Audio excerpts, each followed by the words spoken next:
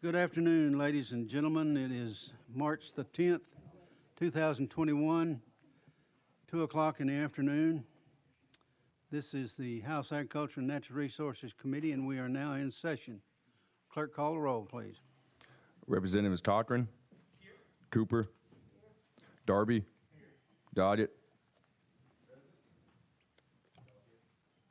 Hardaway, Halsey, Hurt, Potts, Reedy, Rudder, Shaw, Todd, Travis, Wright, Vice Chairman Drills, Chairman Halford.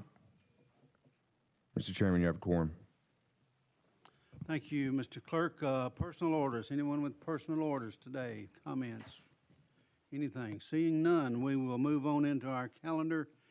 We have quite a bit of business today, and then we have a presentation following our business. So we have had a request to move House Bill 764 to first on the calendar. So in that event, Representative Halsey has to go to another committee. So you are recognized, Representative Halsey. Hicks. They said Hicks. I'm sorry? They said it's Hicks. Hicks? Yeah, so that email was. Let's go with Hicks.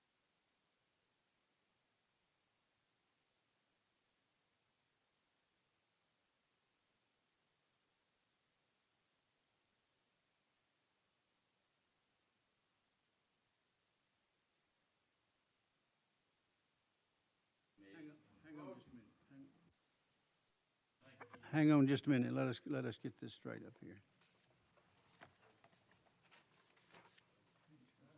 Go ahead. Okay, well, that's not what we had it here, so.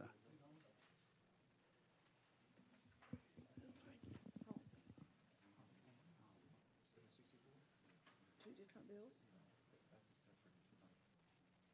Okay, so do we need to take them second? He just, okay, never mind. He's presenting a bill. He'll be late.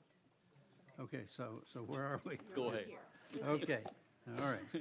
Now, I think we've got our ducks in a row here now, so you are recognized, sir. Thank you, Mr. Chairman. You got me confused with Bud Halsey. That's a good compliment right there. Thank you. Well, that's what confused me too, you know, so. That's right. That's right. It won't hurt me any. So this is a soil conservation bill, and I'm just going to read through my talking notes here. The original soil conservation statute in Tennessee was enacted in 1939 and has been seldom amended since then. This bill changes the name of the State Soil Conservation Committee to the Tennessee Soil and Water Conservation Commission, and the name of each soil conservation district to Soil and Water Conservation District. These name change reflects the focus on soil erosion reduction and the preservation and improvement of state water resources. Sort of ties soil and water together. The commission members are appointed for 3-year terms with the intent of this bill placing a priority on farmers' appointees. This bill gives the appointing authority the flexibility if there is no farmers willing to serve or able to commit the time, then there's an option to still have someone with knowledge and experience of ag production by appointing an agricultural industry representative. This bill does not change the current committees and the districts. It is simply renaming and revising and does not create a new state committee and districts. The powers and duties of the commission are revised to include an emphasis on collaboration to improve Tennessee water quality by reducing soil erosion. There is a soil conservation district in each county in Tennessee. The election process for the election of district soil conservation supervisors is codified, and the process for filling vacancies on district boards is streamlined. The duties of the districts are modified to include an annual financial report to the commission and to place more emphasis on soil erosion and its effects on water. The power to issue land use regulations is removed from the districts. The Tennessee Association of Conservation Districts and the State Soil Conservation Committee and the Tennessee Department of Agriculture have worked on this revision for the last 2 or 3 years. Input for this bill was also provided by the Tennessee Farm Bureau and the University of Tennessee Extension Service. So that's the gist of the bill. I think it's tying soil to water. It's not really, it's just modernizing. It hadn't been really, brought up to date since 1939, and I think it's time to bring it up to 2021 standards. So I think that's pretty much the gist of what's going on here. Ladies and gentlemen, we need to get this into proper order. I need a motion and a second on the bill. We have a motion and a second. Representative Travis, you are recognized. Thank you, Mr. Chairman, and this is for my seatmate on the House floor. This could be your first bill to the House floor if it goes from here to calendar and rules. It very well could be. Yes, sir. Just going to give you a little tip. I would probably keep my response just a little lighter because they're going to eat you up on the House floor. Maybe I would just say, I renew my motion when it comes to that. That's probably good advice. Representative Shaw. Thank you, Mr. Chairman, and maybe the chairman has already stole my thunder there, but I was going to ask him if he would repeat all he said. Question on the bill. Question's been called on House Bill 764. Without objection, we are voting to send House Bill 764 to GovOps. All in favor will say aye. All opposed say no. Ayes have it. Goes to GovOps, sir. Thank you, Mr. Chairman. Thank you, members. Thank you very much. All right, we'll go back to our original calendar. And House Bill 586 by Representative Marsh. Representative Marsh, you are recognized. Do we have a motion and a second on House Bill 586? Thank you, Mr. Chairman.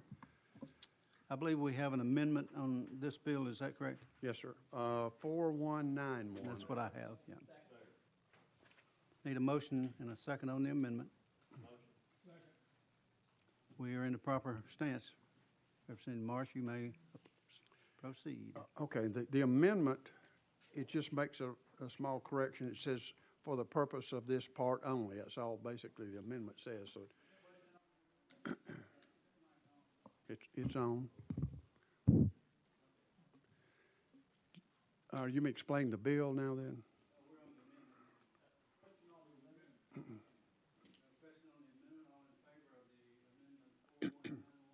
Say aye. All opposed, say no. Ayes have it. We're back on the bill as amended. Mr. Chairman, House Bill 586 is an initiative of Tennessee Wastewater Systems. It's a privately owned, for-profit community wastewater treatment system regulated by the Tennessee Public Utilities Commission. Federal and state law work together to establish revolving loan funds for drinking water and wastewater system construction and improvements. HB 586 deals with the financing option for wastewater systems. In 2015, I carried a bill through the General Assembly authorizing private water systems to do this, what we're trying to do today, which is to have the option to fill out an application to get one of these loans. So that's what we're trying to do today. This bill tracks the 2015 statute and allows a privately owned, for-profit community wastewater treatment system subject to the regulations by the Tennessee Public Utility Commission to apply to TDEC for a loan from the state's Clean Water Revolving Fund. With that, I'll take any questions. Ladies and gentlemen, you have heard an explanation of the bill as amended. Other questions? Representative Shaw. Thank you, Mr. Chairman, and thank you, sir, for bringing this legislation. Just want to clear something up in an email I got. EPA, it says that EPA was told that initial construction of private-owned wastewater treatment systems was not eligible for Clean Water Statement Revolving Fund loan financing, while private management of public-owned facilities was. I got that in an email. Can you speak to that and help us with that, Mr. Sponsor? Well, what I know about this is a privately owned drinking water or wastewater. And this bill would allow them the option to apply for a loan, Oh, it does? to apply for it. It doesn't necessarily mean they will get the money, but they have the option to apply for it. And they have to be under the regulation of the Tennessee Public Utilities Commission. So they're watching over everything they do, and they could mandate their rates. They're watching to make sure they do it correctly. Okay. Thank you, sir. Other questions for the sponsor? Motion's been called on the bill. We will be voting to send House Bill 586 to Calendar and Rules. All in favor will say aye. Aye. All opposed say no. Ayes have it. Thank you, Mr. Chairman. Thank you. Yes, sir.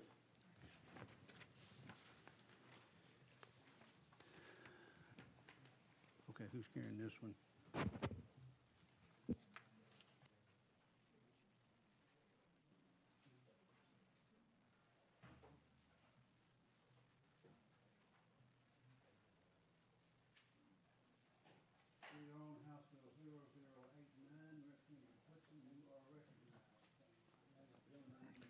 Motion. Thank you, Mr. Chairman and committee. And we have an amendment here. Yes, Mr. Chairman, Amendment 4087 was added in subcommittee also. Motion and a second on the amendment. We're in the proper order. You may go ahead with your explanation of the amendment, sir. Okay, Mr. Chairman, the amendment, excuse me 1 second here. The amendment adds federal to the list of agencies that can ask for assistance from our park rangers in emergency situations. Questions for the sponsor on the amendment? Hearing none, we will vote on House Amendment 4087. All in favor will say aye. Aye. All opposed say no. Ayes have it. The amendment is now on the bill. We're back on the bill as amended. Thank you, Mr. Chairman. House Bill 89 is an administration bill. This bill was passed last year during our committees, but you could say it died of COVID before it got to the House floor. TDOT park rangers are often called upon to provide law enforcement assistance to local law enforcement authorities, often in rural areas. This assistance includes operations that park rangers are uniquely qualified to carry out, such as wilderness rescue, swift water rescue, and support of searches for fugitives in remote areas. Roughly 80% of the requests received by park rangers for assistance from local law enforcement are outside the boundaries of our state parks. Current law does not provide our park rangers with the authority to provide assistance, a specific authority to provide assistance to local law enforcement. If a park ranger was injured or caused an injury while assisting local law enforcement beyond the boundaries of a state park, the ranger and the state could be subject to legal challenges.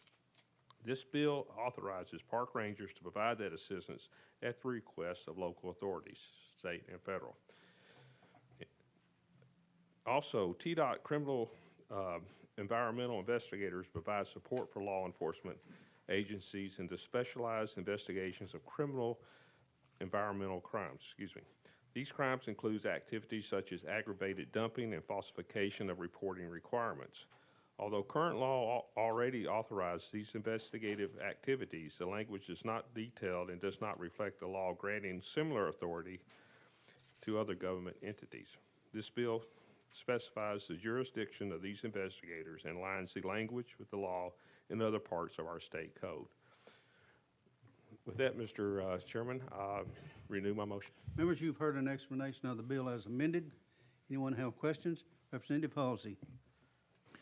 Thank you, Mr. Chairman, and I was talking to somebody else about this bill, and they advised me that you only at this time have one environmental officer. And of course, it says it's in the plural, officers in the thing. My concern is I'm not keen at all on giving police power to environmental folks. There's other states that have serious problems with the expansion of that. But I was assured that there's only one officer assigned here, and this bill does not expand that to any more. Is that, for the record, is that the case? Mr. Chairman, good question. There are 4 authorized environmental officers on the books currently, authorized 4, but only one is currently employed. And she only responds if there's specific in the code violations. And also, at the request of local authorities, if there's something they can't handle, they find she can give advice and support in that capacity. Representative Hoser. Okay, just your assurance, this bill does not expand those positions. Mr. Sponsor. There's no physical note on this to expand the number of positions. Representative Hardaway. Thank you, Mr. Chairman, and good afternoon to the sponsor. Looking at the language, I'm trying to figure out if it has to be criminal activity or if it would be, if it could be things like oil spillage from a pipeline or things of that nature. Mr. Chairman? Mr. Sponsor. It would be, it's a criminal investigator. As far as accidents go, to my knowledge, there would be no requirement unless there was criminal activity as specified in our current code. All right. Thank you. Thank you, Mr. Chairman. Representative Doggett.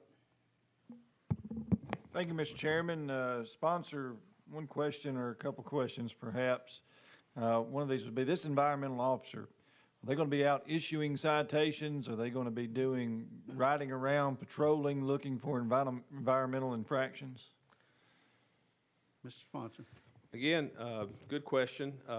They usually respond to, at the request of local law enforcement to help with specialized environmental crimes, or if it's, say, a state agency discovers someone is falsifying reports on required reports, they could be called in to do that. But no, they, to my knowledge, they do not go around looking for to pull over people for a bad exhaust pipe.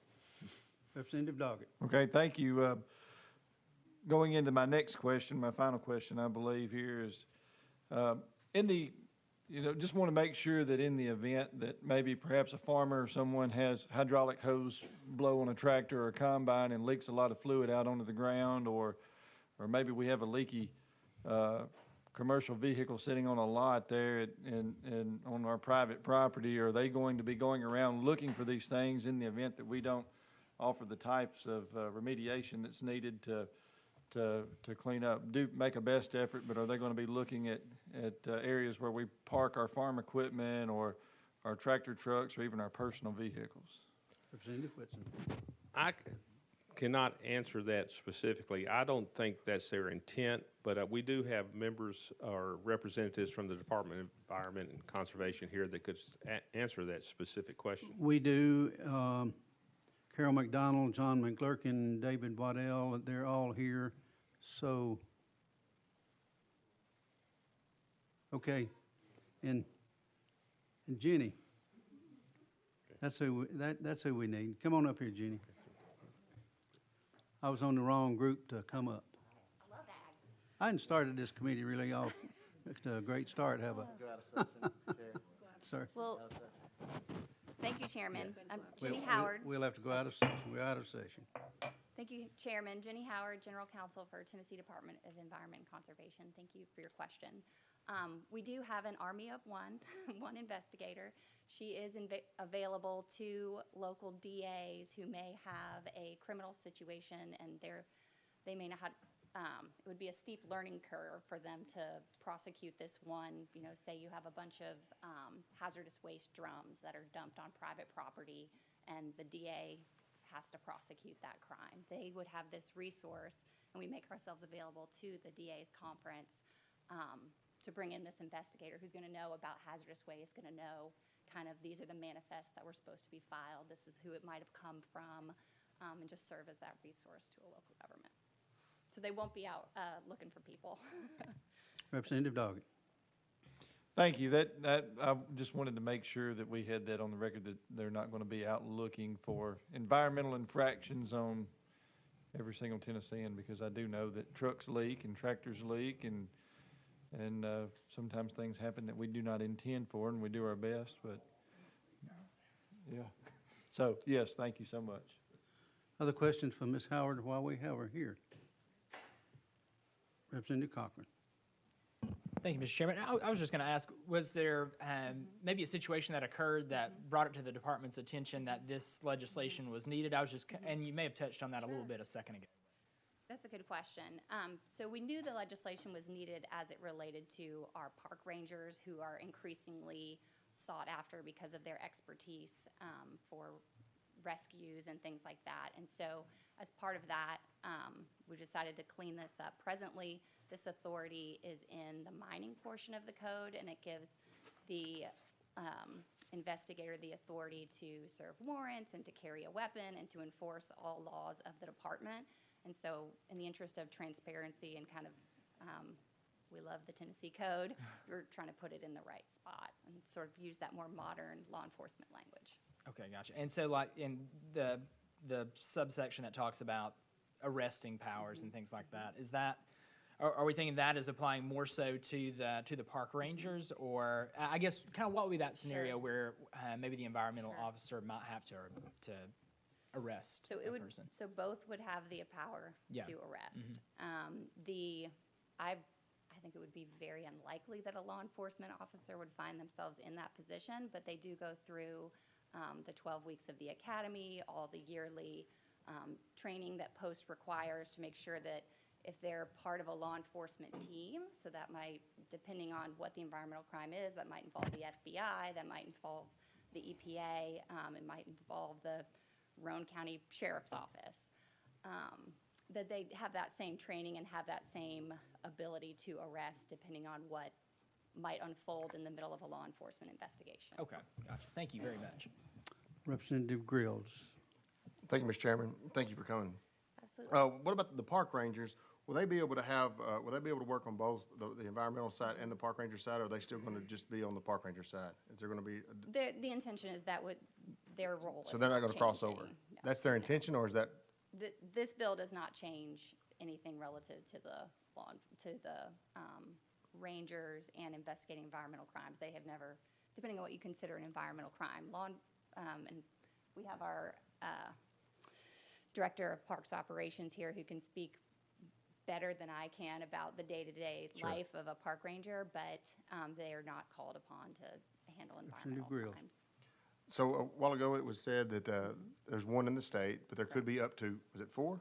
So we presently have 2 positions on the books. One is slated to be eliminated in this year's budget, and so that will leave us with the current filled position. So we would be down to that one. So it may be that this legislation has been out there for a little while, because it passed last year and now it's back. So now we're down to 2. One's eliminated the budget, and we have our, as I said, our army of 1.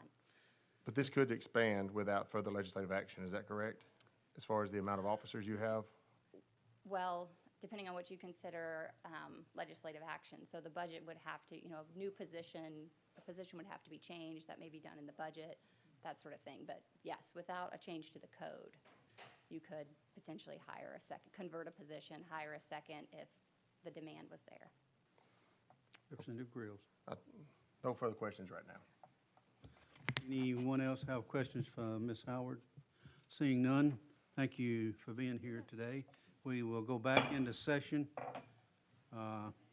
Representative Whitson, you are recognized. Okay, thank you. And again, Question's been called. We are voting on House Bill 89 to go to calendar and rules. All in favor will say aye. All opposed say no. Thank you for being here today, sir. okay, thank you, Mr. Chairman. Thank you, committee. Next on our calendar is House Bill 679 by Representative Carr. Motion. We have a motion and a second on the bill. No amendment. You may proceed, sir. Thank you, Mr. Chairman. This bill here is called the boating under influence. It just puts the same penalty on boating under influence as it does under driving under influence. And that's about as small of a statement I can give, I would, if your pleasure, Mr. Chairman, I'd like to just bring out one fact. In 2019, there were 8 fatalities by boating, and in 2020, there were 32 boating fatalities in Tennessee. And of the 32 fatalities in Tennessee boating, there were over 30% of those were impaired boat drivers. So with that, Mr. Chairman, I stand for any questions. Questions for the sponsor? Representative Travis. Thank you, Mr. Chairman. And Chairman, does this just pertain to the drivers? No one in the boat would be under this penalty? That is correct. And it's like driving, it's a .08 or whatever it is? Yes, sir. Representative Travis. I'm just going to brush up on my boating skills, I guess. Other questions for the sponsor while we have him here? Representative Todd. Thank you, Mr. Chairman. I fully support this bill. I think this has been needed for some time, and I'm glad you brought it to us. I did have a question, and this doesn't have to be answered now. I'm sure this is coming before finance, but the fiscal note makes me curious. Do they not take into account, or do they take into account fines that they would receive on these infractions? So that's just something to maybe, if you don't know, then look into by the time we get to finance. I'm like you. It's showing a decrease in everything instead of the fines, so I don't know that answer either. Thank you, Representative Todd. Representative Hurt. Thank you, Mr. Chairman. And this may be the same, but how does this affect, is it also the same as driving under the influence for any juveniles or anyone under the age that is under the influence that this occurs with? It would be the same law, yes, sir. Thank you. Is that all, Representative Hurt? Yes. Representative Cooper.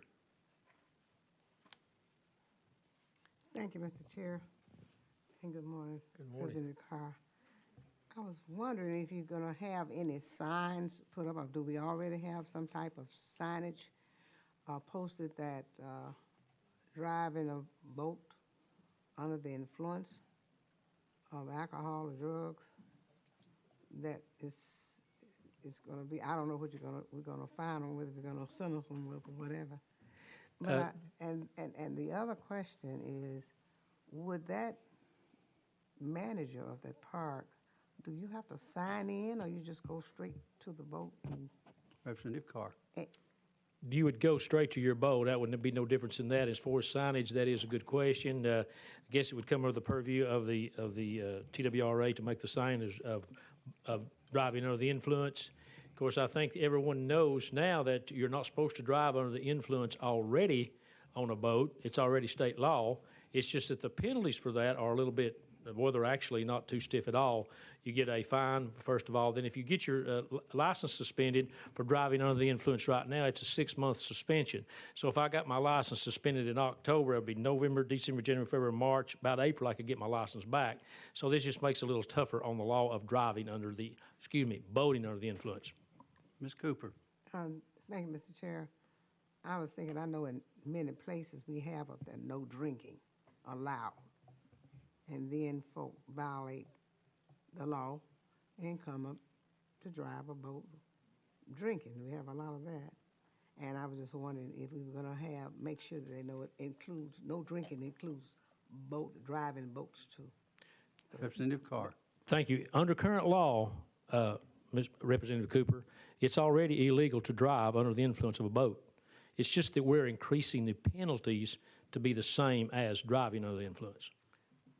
Thank you, Mr. Chair, and thank you. Thank you. Master Carr. Representative Hardaway, did you ask to be recognized? Yes, sir, Mr. Chairman. Thank you. And I was looking through the language, and good afternoon to you, sir. Yes, sir. Is there the same in boating offenses, DUI, access or suggestions that you would have to use if the judge sentenced you, use electronic ignition hardware? Representative Carr. I didn't particularly see it in this legislation, but I guess if a judge ordered you to wear a bracelet or do whatever, that you'd probably have to, but I didn't see it specifically in this legislation. Representative Hardaway.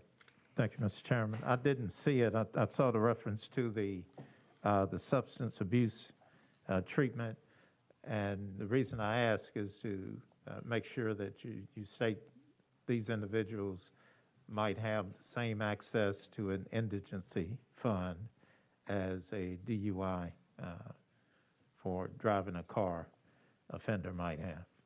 That's your. That's my state. Yes, so we're putting it under the intent. same auspices as driving under influence, all the laws. All right. Thank you. Thank you, Mr. Chairman.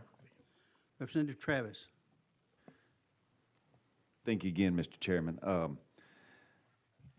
Mr. Chairman, if you're parked in a slough and you're swimming and all that, and TWRA comes up to you and no one's driving that boat, what happens in a case like that? Because you know the driver has got to be on the boat. Representative Carr. I'm not an attorney, and I'm not the law, but it would be the same thing. I would think as long as you're not driving the boat, you're parked.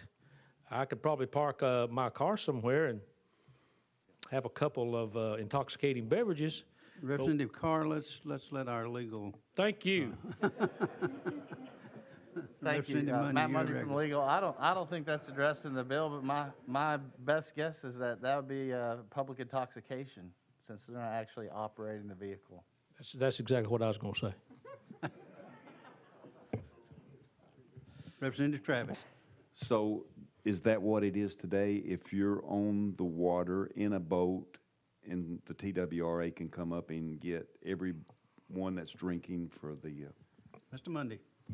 I'm not entirely sure, but I know that they have jurisdiction on the waters to cite people for drinking, while boating, probably in and outside of a boat, particularly if they're drawing the attention of the ranger or of the officer that's driving around by acting rowdy. Representative Travis. But how would they determine who the driver was, or would that be just go away if it was just parked on the water and someone was Mr. Mundy. drinking? I'd hate to speculate about that, but I suppose that they could ask everyone that's in the party, in the group that's on the boat, who's the driver, and give them a blood alcohol test if they're willing to fess up to it and see what their blood alcohol level is. But as long as they're not operating the boat and it's not moving, then I wouldn't think that they would be subject to boating under the influence. Driving under the influence. Or, yeah, operating the boat under the influence of alcohol. Thank you, sir. Representative Travis. Other questions for the sponsor? Representative Doggett. I'm sorry, I did have you on my calendar here. That's okay. Thank you, Mr. Chairman. I'm easy to overlook sometimes. I appreciate it. Now, would standardized field sobriety testing be used to determine whether or not these boat operators are in fact impaired? Or how do they determine this, whether or not someone is boating under the influence? Of course, I want to say something that I won't on Representative that Carr. walking on water, but there would be the same determination, I would say. Now, I'm just saying, as a guessing here, that the TWRA, whoever the authority is out there on the lake or water, does now, that if they board a boat and they see that they're intoxicated or public intoxicated, would be the same thing. I don't know how you could. There's certain things that you could do standing in a boat, field sobriety test. You didn't have to walk, but you can follow their eyes and and look up and down and count 1 to 10 backwards, or say your ABCs backwards and stuff like that. Representative Doggett. Well, I would bet it'd be pretty hard to do a one-leg stand in a boat if you've been drinking, Absolutely. Even sober, it's hard to stand on one leg in a boat. That's true. Thank you. Other questions for the sponsor? Representative Grills. Thank you, Mr. Chairman. I just want to make the point that we're not setting up a system for this. We're just increasing the penalty, and that is it. We're not trying to relitigate what has been passed in the past.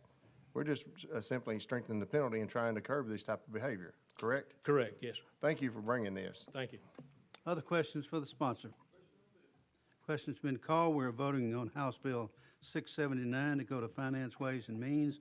All in favor will say aye. All opposed say no. The ayes have it. Thank you, Chairman and committee. You bet. Next, we have House Bill 398. Representative Boyd, you are recognized. You have a motion and a second on House Bill 398. You may proceed, sir. Thank you, Mr. Chairman and committee. House Bill 398 deals with water and wastewater authorities in Tennessee. And it simply allows the boards to increase their per diem per meeting from $100 to $300, not to exceed 6 meetings a year. The bill is permissive, and it does put it in line with public utility districts. I'll take any questions, Mr. Chairman.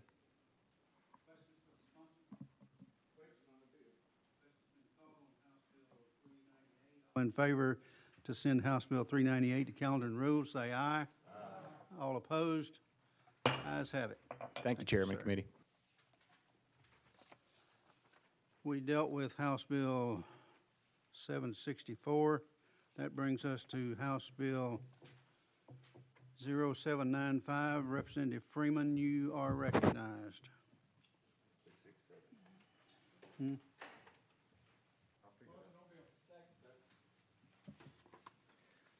So, thank you, Chairman. Thank you, committee.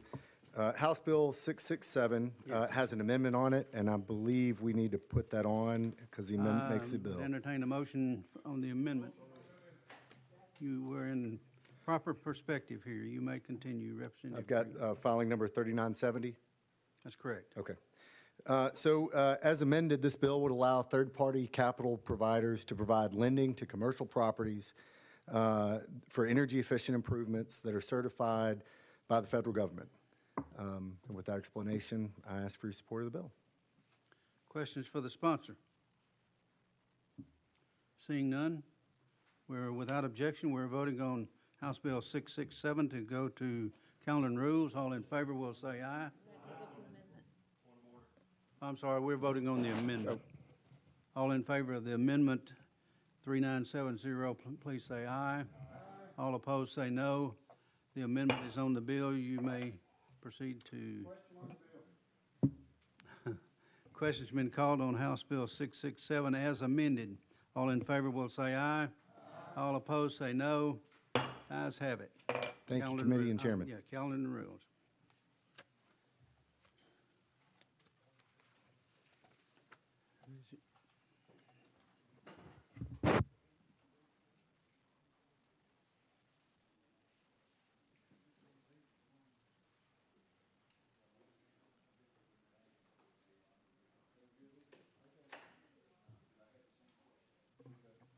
That brings us to House Bill 61.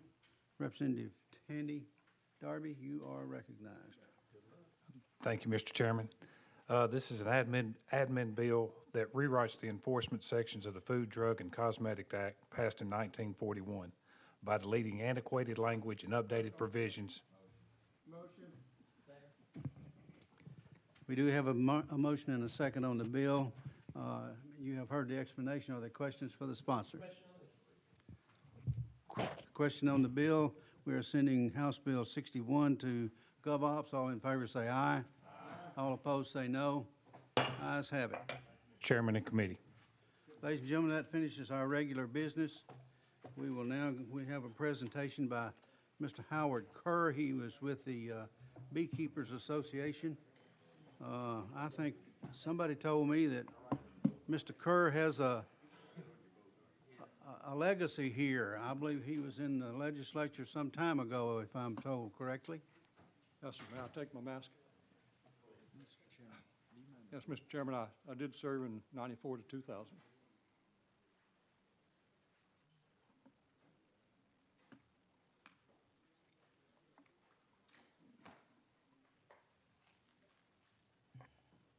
I'm sorry, sir. Go right ahead. I said, welcome. Thank you all for having me here today, Chairman Halford. I did serve in the House in 94 through 2000 in the seat that Representative Ramsey now sits. I want to give you a brief presentation today about bees. There's a lot going on in the honeybee world, And I think it's critically important that the House Ag Committee know what's going on, what factors are influencing it, and what can the state government do about some of these conditions. I have a PowerPoint presentation. I don't know if it'd be possible to get that up. If you would see that on your computers. If not, I'll cover the points quickly. We'll use the visuals, but I'll send this presentation to the entire committee after I leave here, because it's important for you to see some of this data.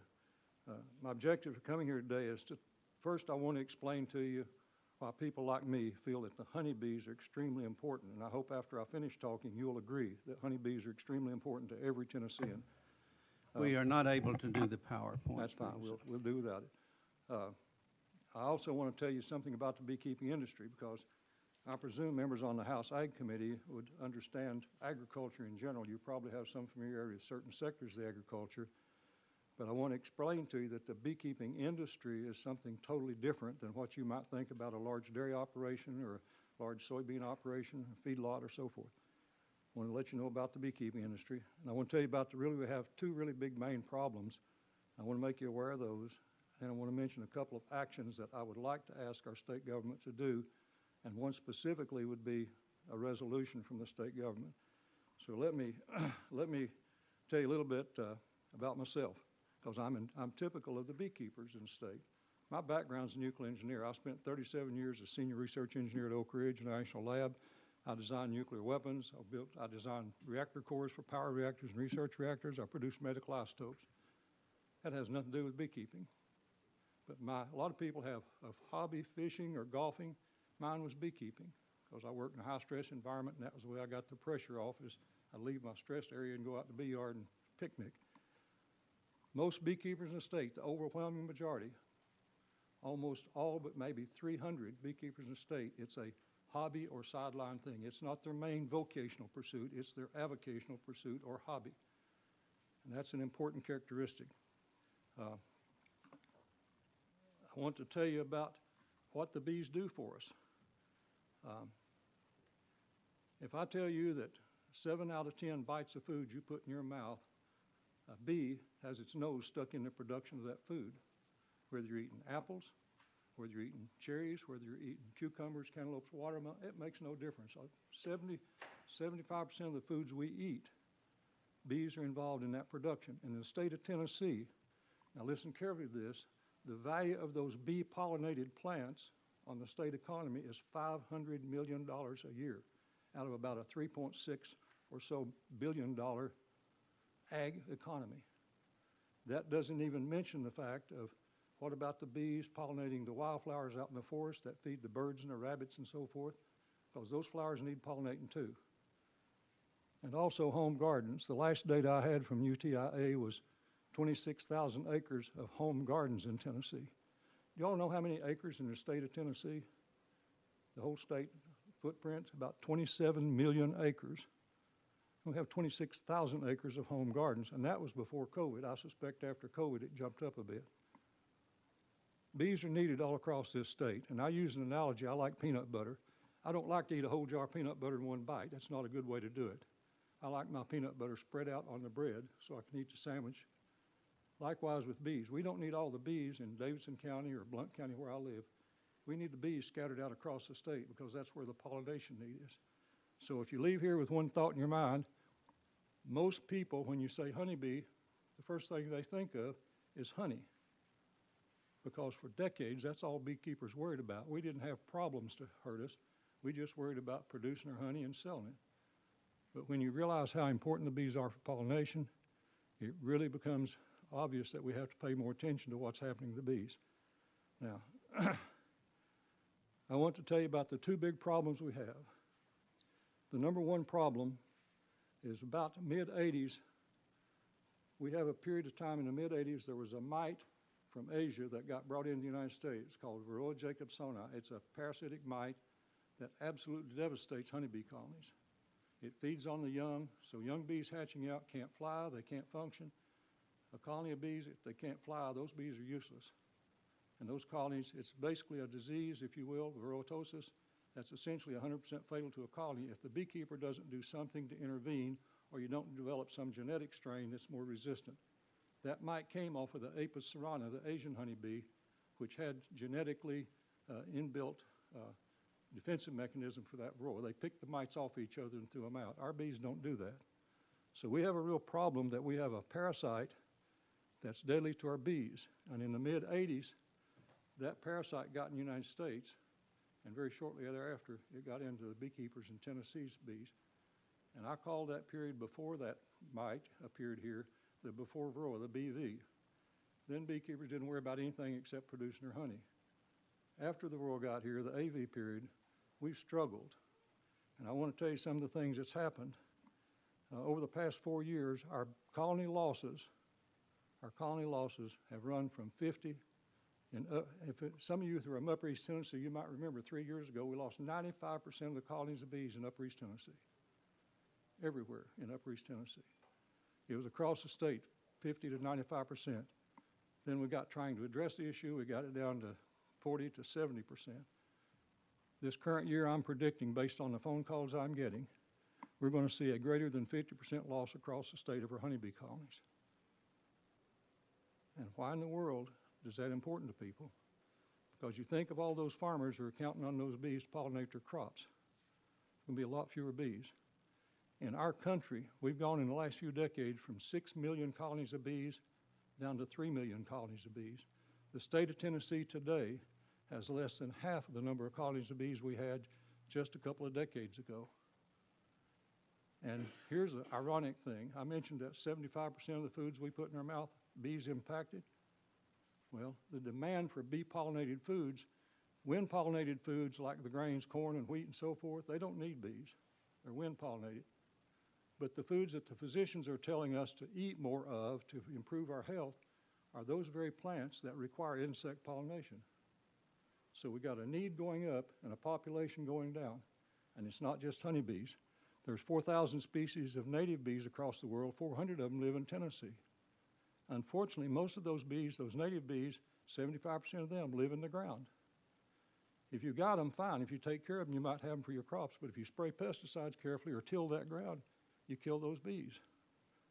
So honeybees have the feature that we keep them in little white boxes, and we can pick them up and put them on our truck and take them where they're needed, so we can keep them mobile. Now, given all of that information, the next question that comes up is, okay, what do we do about the varroa problem? Well, there's all kinds of research going on, but the truth is, we've got various treatment methods.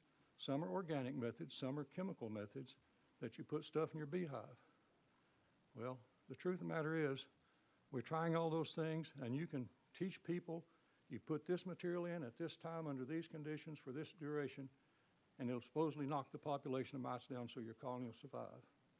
And remember I told you that we got 7,000 beekeepers registered at the Department of Agriculture, and all but about 300 of those are hobby beekeepers. We've got only a handful, about 30 what I will call commercial beekeepers in this state. These are people whose livelihood depends on their bees. For me, I've got 50 or 60 hives of bees on any given time. Used to have 300, but I'm now 79 years old and I can't do all that heavy lifting. But I still keep my bees. Now, for those people who are depending on the bees for a livelihood, this is terrible news. The 80 family in California, big commercial outfit, had 100,000 colonies of bees, and 3 years ago they lost 50,000 of their 100,000 colonies of bees.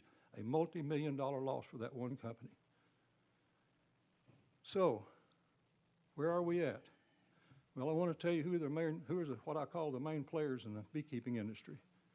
Our 7,000 beekeepers in this state, we have I'm the president of the Tennessee Beekeeper Association. Andre Porter here is our executive vice president.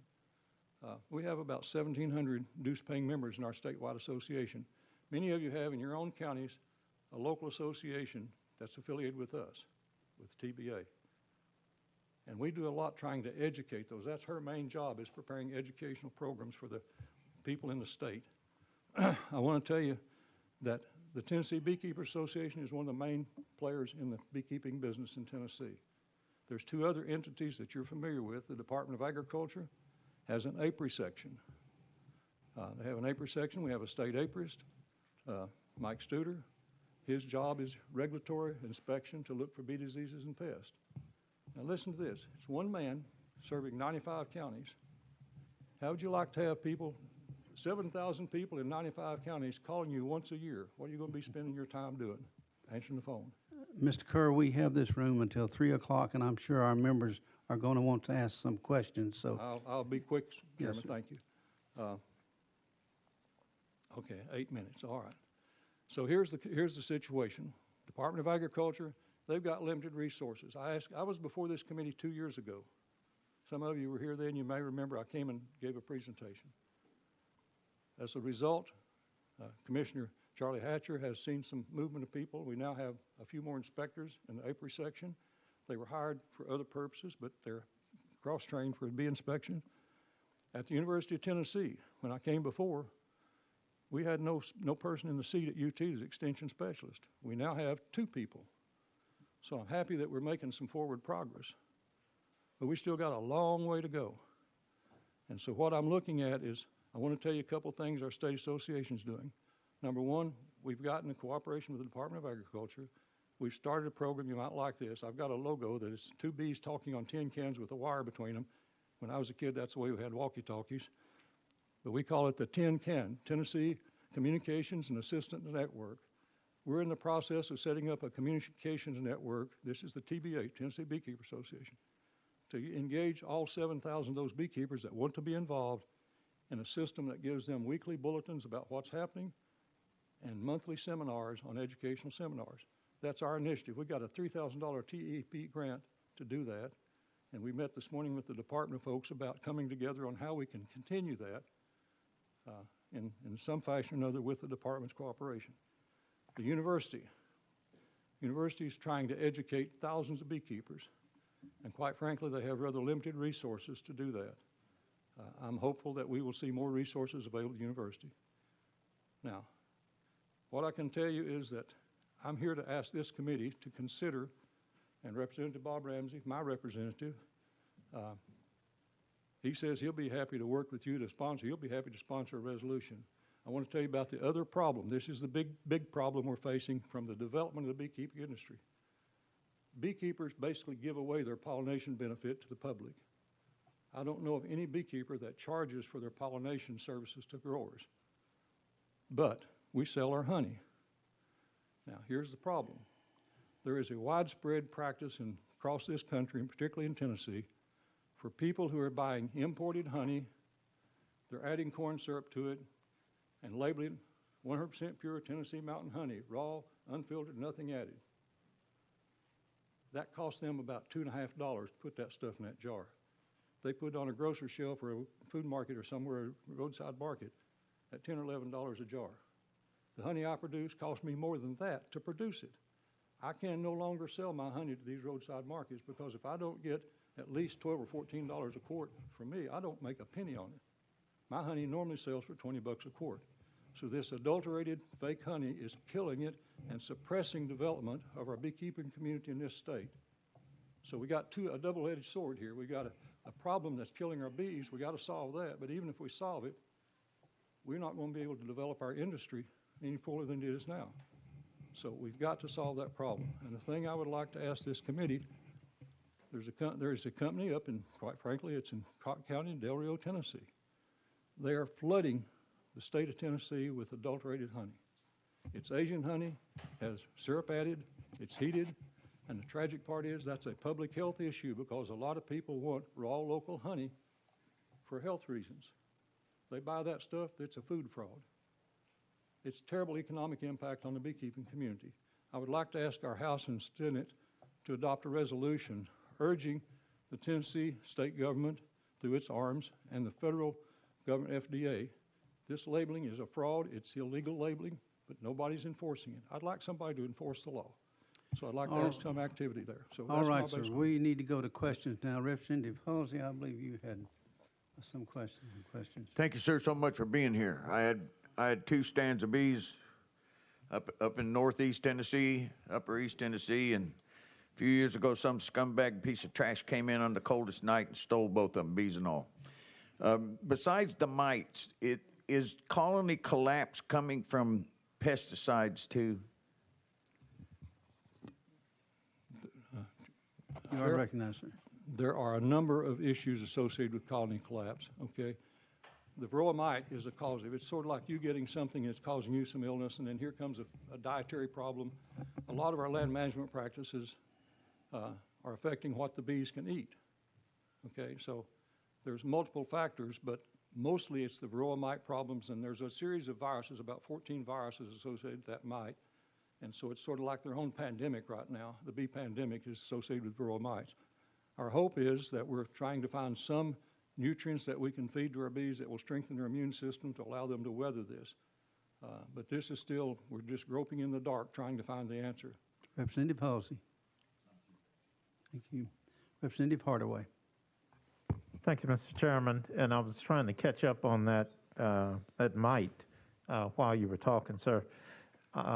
You cited some of the chemical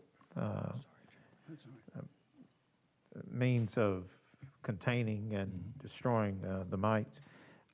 Are we doing anything in Tennessee in terms of crossbreeding to promote those bees who are resistant or whose grooming techniques allow the hive to resist the mite? Yes. Are we doing any of that? And is the department involved in that? Are UT and Tennessee State researchers involved in that? And do you need additional funding for those type of programs? Mr. Carr. The short answer is yes. There are projects underway to look at genetic selections like Russian bees. Ostensibly, they have a genetic characteristic that reduces the impact but doesn't remove it of the mites. Representative Hardaway. Do you see the need for any type of support for the beekeepers, both those vocational and avocational pursuits? Mr. Kerr. Thanks, sir. I'm sorry for interrupting before. Right. Number one, we do need the research going on. I'm not going to ask the Department of Agriculture to fund that, but we do have a program at the university that has some resources could be applied to that. One of the things, there's grants being requested as we speak to get support, grant support to do some of the research in this. There's a breeding program going on right now in Blount County having to do with bees that come out of the Smoky Mountains National Park that appear to have a resistance to varroa mite. That's not a proven fact yet, but people are looking. In fact, just last night, I participated in a seminar on genetic selection of bees to increase resistance to the varroa mite problem. Now, all I can tell you is the beekeeping community is frantically searching in every direction for what we can find to help solve this problem. We're going to have that. And here's the scary part.